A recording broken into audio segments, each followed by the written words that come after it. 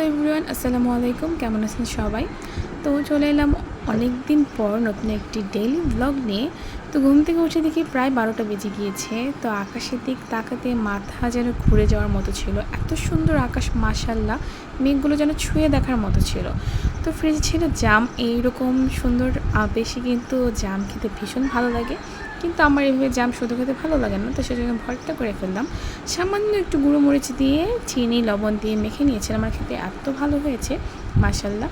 তো দুপুরে রান্না শুরু করে দিলাম, কারণ আম্মু একটু বাইরে গিয়েছিল। তো আজকে আমার যেহেতু রান্না করতে হবে, আমি দ্রুতই শুরু করে দিয়েছি, যেহেতু আমার রান্না করতে একটু সময় বেশি লাগে, এগুলোতে অভ্যস্ত না।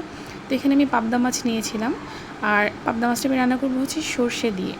আর এই চুলে বসিয়ে দিয়েছিলাম আমি ডাল। ডাল হচ্ছে আমাদের একটি কমন ডিশ বলা যায়, কারণ আমার আব্বু ডাল ছাড়া ভাত খেতেই পারে না।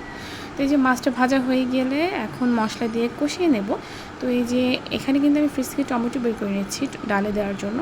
আর আপনারা কিন্তু চাইলে এভাবে ফ্রিজে টমেটো মজুত করে রাখতে পারেন, সারা বছর খাওয়া যায়।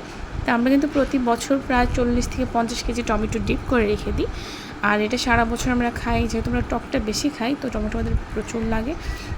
তো আমি টমেটো নিয়েছি ডালে দেওয়ার জন্য আর হচ্ছে মাছে দেওয়ার জন্য। তো এখানে একটা টমেটো মাছে দিয়ে দিয়েছি। আর মশলাটা কষানো হয়ে যাওয়ার পর এখান থেকে সামান্য একটু সর্ষে দিয়ে দিব। পাবদা মাছ দিয়ে সর্ষে কিন্তু অনেক খেতে ভালো লাগে। তো যারা ট্রাই করেননি অবশ্যই কিন্তু ট্রাই করে দেখতে পারেন। আর এটা আমার ছিল ফার্স্ট রান্না সর্ষে দিয়ে পাবদা। আম্মু বলে দিয়ে গেছিলো, সেভাবে জাস্ট আমি রান্না করেছি। তো খেতে কিন্তু দারুণ হয়েছিল। তো যাই হোক, ডালটাতে আমি পানি দিয়ে দিয়েছি, এখন জাস্ট বলক উঠবে আর হচ্ছে বাগার দেওয়ার বাকি আছে। আর এখানে আমার মাছটা দিয়ে দেবো। আর এখানে সামান্য একটু পানি দিয়ে দিলেই কিন্তু আমার রান্না মাছ হয়ে যাবে। তো আমি মশলার সাথে মাছটা ভালো করে একটু ভেজে নিব। ভেজে নেওয়ার পর সামান্য একটু পানি দিয়ে ঢেকে দিয়ে দিব, যাতে রান্নাটা হয়ে যায় দ্রুত। আর অন্য চুলায় আমি কিছু চিংড়ি মাছ দিয়ে দিয়েছি। আর এটা ছিল একটু বড় চিংড়ি মাছ, মিডিয়াম সাইজের, বাট তেলে দেওয়ার কারণে একদম চুপসে গিয়েছে। এটা দিয়ে আমি কুমড়ো ভাজি করব। আর চিংড়ি মাছ দিয়ে কিন্তু কুমড়ো ভাজি খেতে অনেক ভালো লাগে। তো এখানে আমার ভাত বসানো হয়ে গিয়েছে, ভাত প্রায় শেষের পর্যায়ে। আর দিয়ে কুমড়ো বসিয়ে দিয়েছি। কুমড়োটা একটু লম্বা করে কেটেছি, কারণ আমি ভালো করে কাটতে পারি না। তো যাই হোক, ভাত রান্না শেষ। এইখানে আমি বাবুর জন্য পানি বসিয়ে দিয়েছি, গোসল করাবো, যেহেতু 12টার ওপর বেজে গিয়েছে।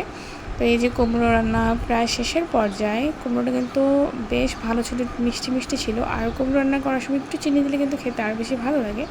তো এই যে আমার রান্না কিন্তু প্রায় শেষ, প্রায় কি একদমই শেষ। এখানে কুমড়ো ভাজি, এখানে হচ্ছে ডাল, আর এখানে হচ্ছে মাছ আর ভাত। তো আম্মু নাই যেহেতু এই সিম্পল রান্নাটি কিন্তু আমাদের জন্য ইনাফ ছিল। আম্মু থাকলে বেশি রান্না করা হয়, অন্য আইটেম করা হয়, খেতে ভালো লাগে। তো যাই হোক, বিকেলবেলা ডিম দিয়ে মুড়ি দিয়ে ভেজেছিলাম, আর এটা খেতে কিন্তু দারুণ লেগেছিলো, হালকা একটু চিনি লবণ দিয়ে। আর কাঁচামরিচ দিলে আরও বেশি ভালো লাগে, ঝাল ঝাল লাগে। তো আজকের ভিডিও এই পর্যন্তই। ভালো থাকবেন সবাই, আল্লাহ হাফেজ।